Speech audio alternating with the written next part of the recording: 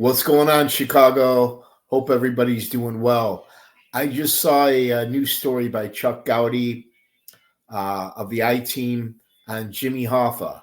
I want to share with you guys something new, something I've never heard before, and get your opinion. As we all know, Jimmy Hoffa disappeared in 1975 and has never been found since then. One of many unsolved murders of organized crime and another mystery. Now, there have been a lot of talk and speculation and rumors on exactly what happened to Hoffa. We all have our opinions. But Chuck Gowdy brings up the point that Frankie the Breeze Calabrese had a role in the Hoffa disappearance.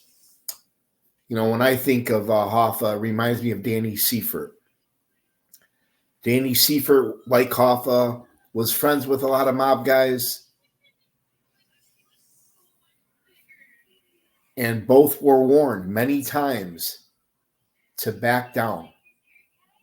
In Hoffa's case, he had all the money in the world. He was getting up there in age. He could have easily retired and spent time with his family, with his grandsons.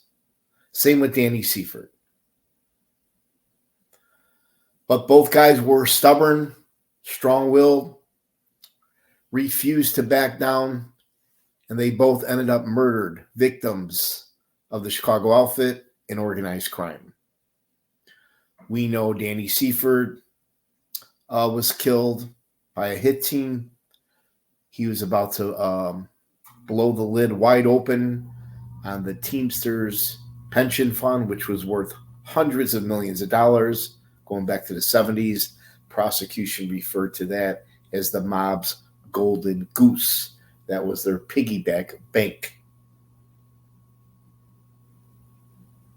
Look at this mama look behind me, behind Hoffa, yawning.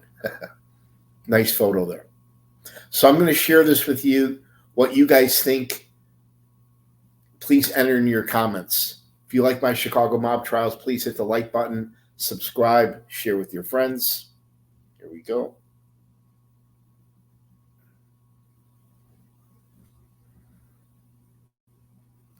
Exclusive tonight from the ABC7 I-Team. The FBI file on Chicago mob boss Frank the Breeze Calabrese, who died in prison on Christmas Day 2012. Eyewitness News investigative reporter Chuck Gowdy joining us with a surprising find in this file, Chuck. It is indeed, Alan, Kathy, one of the most mysterious names in U.S. criminal history. Jimmy Hoffa pops up in the FBI file of one of the most notorious names in gangland Chicago, the late Frank the Breeze Calabrese. There's no suggestion that the former Teamsters Union leader was one of Calabrese's many murder victims, but the mere mention of Hoffa's name is always news. And tonight, in a 600-page file that was largely whited out by the FBI, Hoffa's name is the only news. Jimmy Hoffa's middle name is Riddle, his mother's maiden name. And tonight, the insertion of Hoffa's name into the FBI file of Chicago outfit boss Frank Calabrese Sr. is just that, a riddle, or at least another mystery, in a case that has come to be one of the nation's oldest crime puzzles. What happened to Jimmy Hoffa? The powerful Teamsters Union boss vanished from the parking lot of a suburban Detroit restaurant nearly 39 years ago. His body never found, no one ever prosecuted, the details never certain. Federal law enforcement officers concluded long ago that the Chicago outfit had a hand in Hoffa's disappearance, based on witness interviews and a slim trail of evidence. Oddly, Hoffa's name is one of the few names not redacted by the Justice Department in the Calabrese file, a file that features hundreds of partially or totally whited out pages. Calabrese's FBI file doesn't pin Hoffa's presumed murder on Look at his hands. Look at those hands. The fact there is any reference to him whatsoever only deepens the mystery of what happened to Hoffa. One reference to Hoffa concerns a meeting that may have taken place in Missouri the week that Hoffa vanished, noted in Calabrese's federal file as part of the Hoffa investigation, which was the Bureau's code name for its probe. The other mention of Hoffa and Calabrese is from a 1973 FBI report, 2 years before the Teamsters boss was last seen. That section of the file describes a $900,000 loan from Hoffa's union pension fund to a company controlled by Chicago hoodlum figures.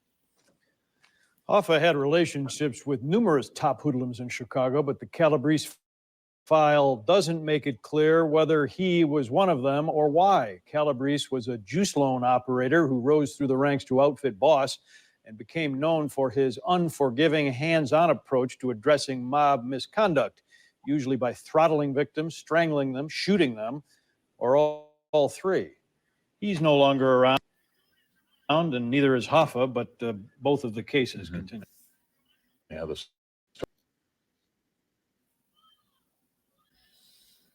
$900,000 loan from Hoffa to a Chicago outfit boss. What do you guys think? You think it's possible that Frank Calabrese has something to do with killing Jimmy Hoffa? I think it's possible. As we all know, Chicago outfit was probably the most powerful organized crime family in the country at the time, with all the drama and killings and snitching going on in New York. Detroit and Chicago are close proximity to one another. They both ran their families a lot different than the guys out east. And as I said before, what I learned in the Family Secrets trial, the best killing crew, the most reliable killing hit team was the 26th Street crew. Angelo LaPetria was the boss at this time, and his number one enforcer was Frank Calabrese. So it's quite possible that Frankie the Breeze could have killed Jimmy Hoffa. Just imagine the Breeze wrapping that rope or his hands around Hoffa, strangling him, and then slitting his throat from ear to ear, like he did many victims.